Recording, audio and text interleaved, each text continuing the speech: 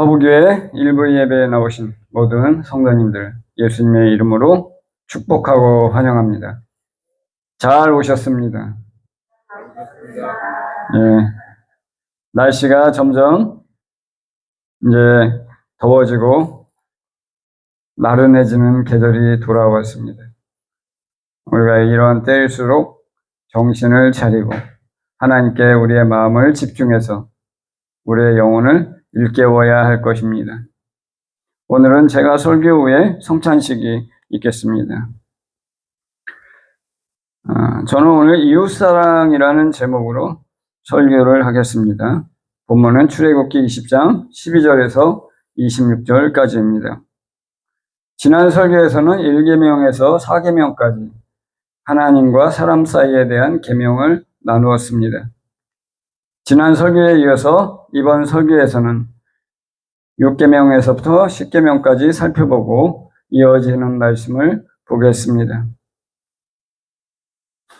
12절에서 17절까지 같이 읽어보겠습니다. 내 부모를 공경하라. 그리하면 내 하나님 여호와가 내게 준 땅에서 내 생명이 길리라. 살인하지 말라. 간음하지 말라. 도둑질하지 말라. 내 이웃에 대하여 거짓 증거하지 말라.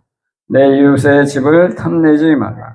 내 이웃의 아내나 그의 남종이나 그의 여종이나 그의 소나 그의 낙이나 무릇 내 이웃의 소유를 탐내지 말라.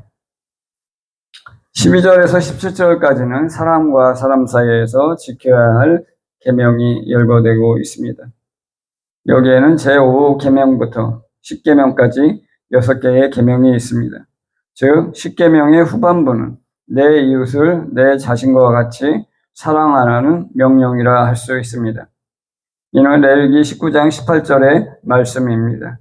18절 같이 읽겠습니다. 원수를 갚지 말며 동포를 원망하지 말며 내 이웃 사랑하기를 내 자신과 같이 사랑하라. 나는 여호와이니라.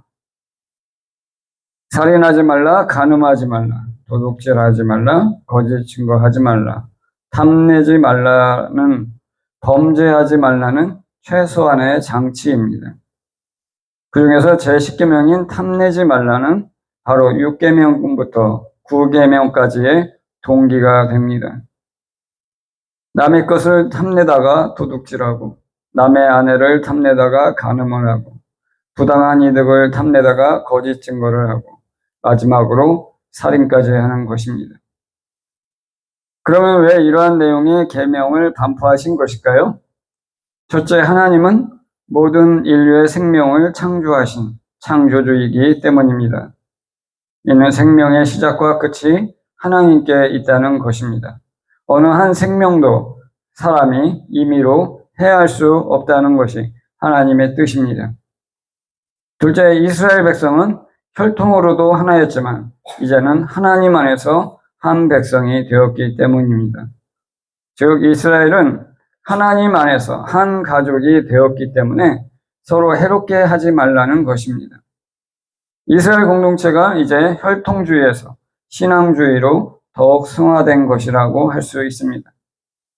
그런데 제5계명에 대해서 하나님은 부모를 공경하라고 말씀하십니다. 부모를 비방하거나 모욕하지 말라고 하신 것이 아니라 공경하라고 직접적으로 말씀하신 것입니다.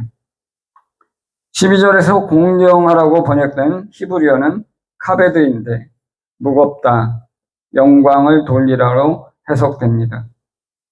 여기서 부모를 공경하라는 것은 부모에게 영광을 돌리라는 뜻입니다.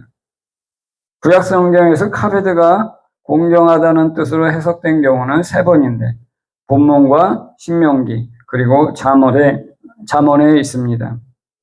신명기 5장 16절을 같이 읽겠습니다. 너는 내 하나님 여호와께서 명령한 대로 내 부모를 공경하라. 그리하면 내 하나님 여호와가 네게 준 땅에서 내 생명이 길고 복을 누리리라. 신명기에서는 내 부모를 공경하라는 명령 뒤에 내 생명이 길고 복을 누리리라는 약속이 있습니다. 잠언 3장 9절을 읽겠습니다.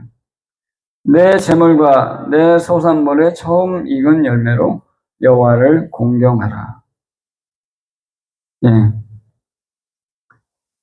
여기서 이제 처음 익은 열매로 여호와를 공경하라고 되어 있습니다.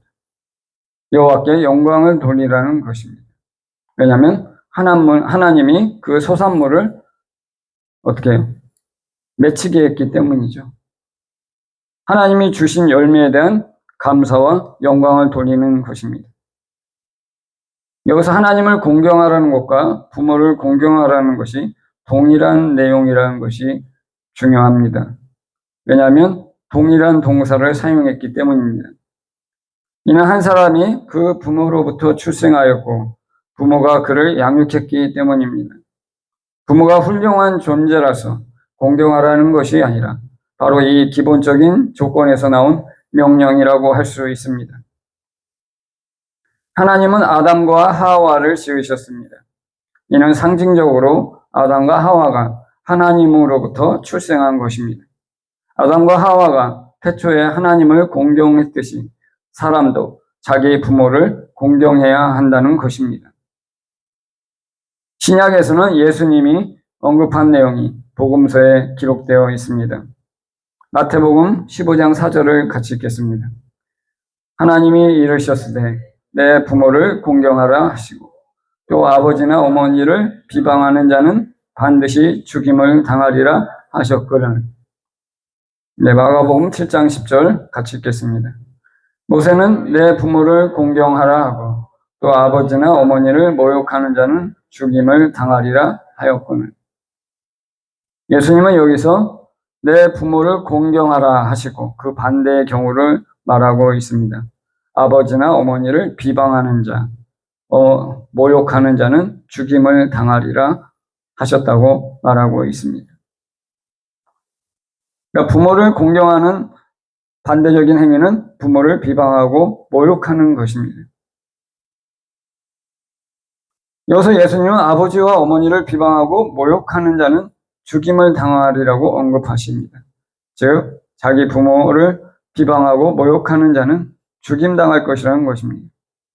그러므로 공경하라는 명령은 부모를 비방하고 모욕하는 마음과 태도를 버리고 존중하라는 뜻으로 해석할 수 있습니다.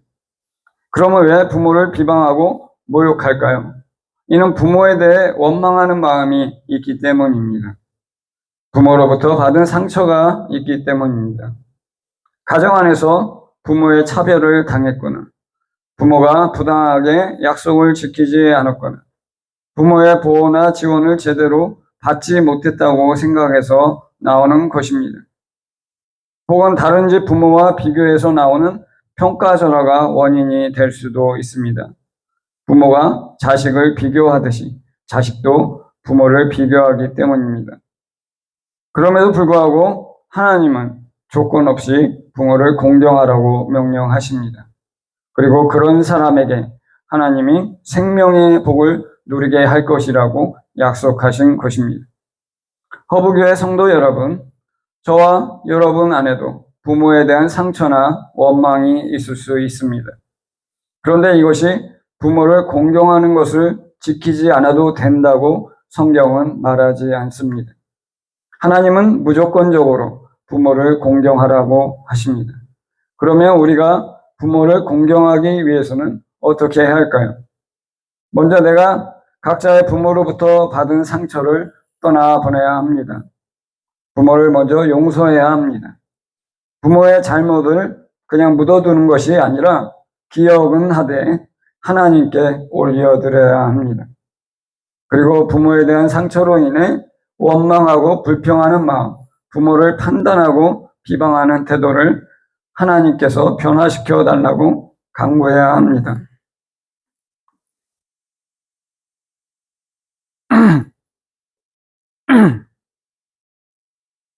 혹시라도 자기 부모가 세상을 떠났다면 부모에 대해서 하나님 앞에서 용서를 선포하고 하나님께 치유와 회복을 구해야 합니다.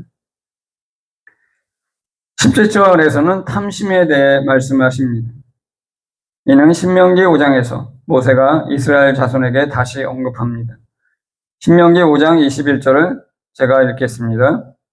내 이웃의 아내를 탐내지 말라. 내 이웃의 집이나 그의 밭이나 그의 남종이나 그의 여종이나 그의 소나 그의 낙이나 내 이웃의 모든 소유를 탐내지 말지니라. 출애굽기와 신명기에서 모세가 언급한 순서가 어떻게 다른지 보겠습니다. 출애굽기에서는 집이 제일 먼저이고요. 그 다음에 아내가 나옵니다. 신명기에서는 아내가 제일 먼저 나오고 그 다음에 집과 밭이 나옵니다. 그리고 그 뒤는 순서가 동일합니다. 출애굽기에서 하나님은 이스라엘이 애굽에서 살던 집을 버리고 떠나온 상황을 아시기 때문에 집을 먼저 언급한 것으로 생각됩니다.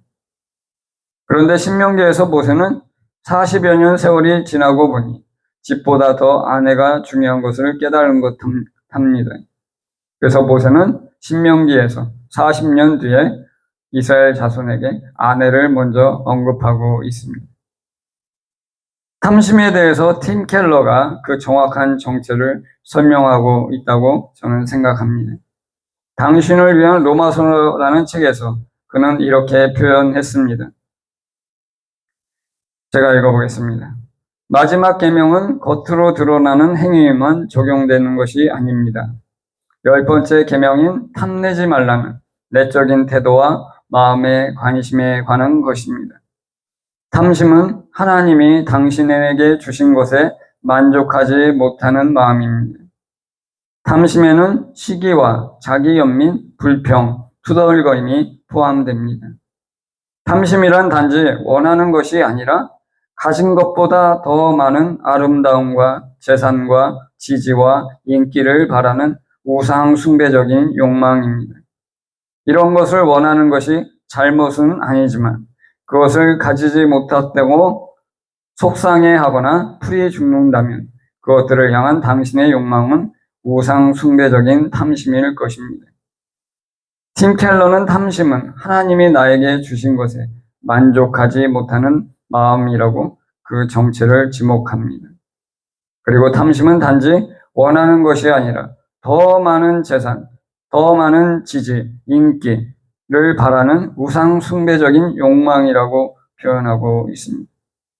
그래서 이러한 탐심에 매몰된 사람은 먼저 하나님께 감사하지 못하는 태도를 보이게 됩니다. 자기가 가진 것에 만족하지 못하기 때문에 하나님께도 감사하지 못하는 것입니다. 또한 성경에서도 이 탐심에 대해서 여러 번에 걸쳐서 경고하고 있습니다. 제가 읽어보겠습니다. 골로새서 3장 5절 그러므로 땅에 있는 지체를 죽이라. 곧 음란과 부정과 사욕과 악한 정욕과 탐심이니 탐심은 우상 숭배이니라. 디모데전서 6장 10절입니다. 돈을 사랑함이 일만하게 뿌리가 되나니 이것을 탐내는 자들은 미혹을 받아 믿음에서 떠나 많은 근심으로써 자기를 찔렀도다. 에베소서 5장 3절입니다. 음행과 온갖 더러운 것과 탐욕은 너희 중에서 그 이름조차도 부르지 말라. 이는 성도에게 마땅한 반이라. 마가복음 7장 21절에서 23절입니다. 속에서 곧 사람의 마음에서 나오는 것은 악한 생각, 곧 음란과 도둑질과 살인과 간음과 탐욕과 악독과 속임과 음탕과 질투와 비방과 교만과 우매함이니 이 모든 악한 것이 다 속에서 나와서 사람을 더럽게 하느니라. 성경은 이러한 탐심에 대해 경고하며 하나님의 나라를 상속하지 못할 것이라고 하십니다. 그리고 그리스도의 성도는 마땅히 탐심에 대해 이름조차도 부르지 말라는 명령이 있습니다. 성경에는 이 탐심에 넘어간 사람들의 예가 많이 있습니다. 제가 대표적이라 생각하는 몇 가지의 예를 들어보겠습니다. 첫째는 아담과 하와입니다. 그들은 선악을 알게 하는 나무의 열매를 먹지 말라고 하나님이 명령하셨음에도 불구하고 하나님과 같이 되기 위한 탐심을 버리지 못하고 열매를 먹었습니다. 둘째는 야곱의 맏아들 루벤입니다. 그는 야곱의 아내인 비라의 침상을 범했고 그 결과 장자의 권위를 상실했습니다. 셋째는 다윗입니다. 그는 전쟁에 나가지 않고 궁정에 머물다가 밧세바가 목욕하는 장면을 보고 그녀를 탐했습니다. 그리고 심지어 충성스러운 부하를 죽이려는 살인모의도 하였습니다. 마지막은 아합입니다. 아합은 심각하게 나봇의 포도원을 탐냈고 이것을 알게 된 그의 아내 이세벨이 거짓 증인을 세워 나봇을 죽였습니다. 그리고 결국 포도원을 가지게 되었지만 이로 인해서 하나님께 심판을 받게 됩니다. 이렇게 탐심은 다른 범죄를 유발합니다. 즉 탐심을 물리치지 못할 때 범죄할 위험성이 높아지는 것입니다. 탐심을 이기지 못해서 간음을 하고 도둑질하고 거짓말하고 심지어 살인까지 하게 되는 범죄로 발전하는 것입니다. 그러면 어떻게 하면 이 탐심을 극복할 수 있을까요? 잠언 28장 25절입니다. 욕심이 많은 자는 다툼을 일으키나 여호와를 의지하는 자는 풍족하게 되느니라. 누가복음 12장 15절입니다. 그들에게 이르시되 삼가 모든 탐심을 물리치라. 사람의 생명이 그 소유에 넉넉한 데 있지 아니하리라. 잠언에서는 탐심을 버리고 여호와를 의지하는 자는 풍족하게 될 것이라고 하며 누가복음에서는 주님이 모든 탐심을 물리치라 명령하십니다. 왜냐하면 사람의 생명이 그 소유가 넉넉한 데 있지 않기 때문이라고 하십니다. 탐심은 사람의 마음을 좀먹는 악한 욕망이므로 탐심을 버리기 위해서 하나님을 의지하라고 하십니다. 그리고 많은 소유가 사람의 생명을 속하지 못한다는 진리를 붙잡으라는 것입니다. 하나님을 의지하라는 것은 하나님을 향한 생각과 열정과 사랑으로 여러분의 마음을 채우라는 것입니다. 단순하게 하나님이 반대의 국부를 주시겠지 하는 생각이 하나님을 의지하는 것이 아니라 내가 하나님으로 충만해지는 것입니다. 그러면 탐심이 순식간에 사라질 것입니다. 제가 체험해본 결과 하나님을 향한 생각과 사랑으로 마음이 충만해지면 다른 생각이 나지 않습니다. 하나님만 생각해도 감격이 일어나고 가슴이 충만해진 것을 깨닫게 되기 때문입니다. 허브교회 성도 여러분, 오늘날 그리스도의 사람들도 이 탐심의 영향력에서 자유하지 못한 것이 사실입니다. 왜냐하면 TV나 인터넷 등 미디어에서 계속 탐심을 유발하는 광고를 하기 때문입니다. 아마도 이와 같은 일은 세상의 종말까지 계속될 것입니다. 신상 명품백이나 새 차나 새로운 가전, 컴퓨터 등이 나올 때마다 우리는 미디어에서 그러한 정보를 알게 되고 보게 되고 갖고 싶어 합니다. 내가 가진 것보다 더 좋은 것, 더 많은 것, 더 새로운 것을 갖고 싶어 하는 것은 사람의 공통된 마음일 것입니다. 그런데 주님은 이러한 탐심에 대해 단호히 물리치고 하나님을 의지하라고 말씀하십니다. 왜냐하면 탐심은 이렇게 세상에 있는 것을 갈망하는 마음의 상태이기 때문입니다. 요한일서 2장 16절, 이는 세상에 있는 모든 것이 육신의 정욕과 안목의 정욕과 이생의 자랑이니 다 아버지께로부터 온 것이 아니요 세상으로부터 온 것이라. 그러므로 하나님은 재물이나 돈을 사랑하지 말고 있는 바를 족한 줄로 생각하라고 말씀합니다. 왜 그럴까요? 하나님이 여러분 한 사람도 버리지 않고 떠나지 않을 것이기 때문입니다. 히브리서 13장 5절입니다. 돈을 사랑하지 말고 있는 바를 족한 줄로 알라. 그가 친히 말씀하시기를 내가 결코 너희를 버리지 아니하고 너희를 떠나지 아니하리라 하셨느니라.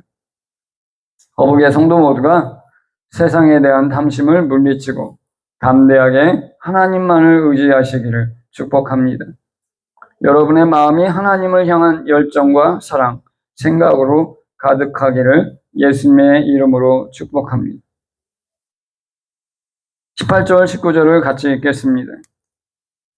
뭇 백성이 우레와 번개와 나팔 소리와 산의 연기를 본지라. 그들이 볼 때 떨며 멀리 서서 모세에게 이르되 당신이 우리에게 말씀하소서 우리가 들으리이다. 하나님이 우리에게 말씀하시지 말게 하소서 우리가 죽을까 하나이다. 백성들이 우레와 번개, 나팔소리, 산의 연기를 보았고 두려워 떨었다고 합니다. 그래서 멀리 서서 모세에게 말했습니다. 하나님이 백성에게 직접 말하지 말게 하고 모세가 하나님의 말씀을 다 듣고 백성들에게 전달해 달라고 요청한 것입니다. 백성들이 왜 이렇게 요청하는지 여러분은 이해가 되나요?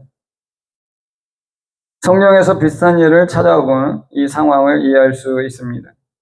다니엘도 인자 같은 이에게 가까이 있을 때 자기도 모르게 무너져 내렸습니다. 계시록에서도 사도 요한이 그리스도의 존전 앞에서 죽은 자와 같이 되었습니다. 이렇게 인간은 하나님의 임재 앞에서 무력하고 감당하기 어렵다는 것입니다. 18절, 19절의 기록은 신명기에서 모세가 더욱 자세히 언급하고 있습니다. 신명기 5장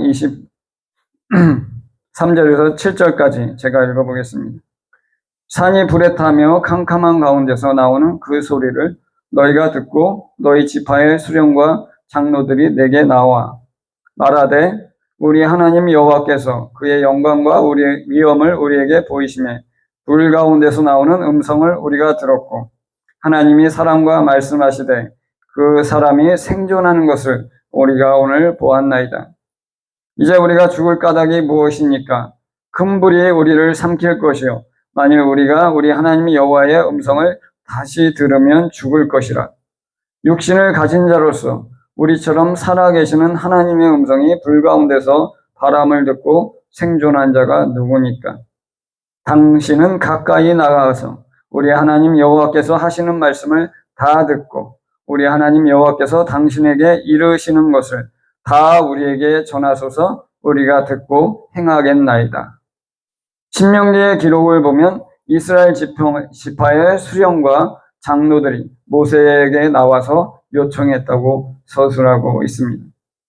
불 가운데서 살아계신 하나님의 음성이 바라는 것을 듣고 생존한 자가 누구냐고 하면서 모세에게 하나님의 말씀을 듣고 백성에게 전달해 달라고 요청한 것입니다. 20절과 21절을 같이 읽겠습니다.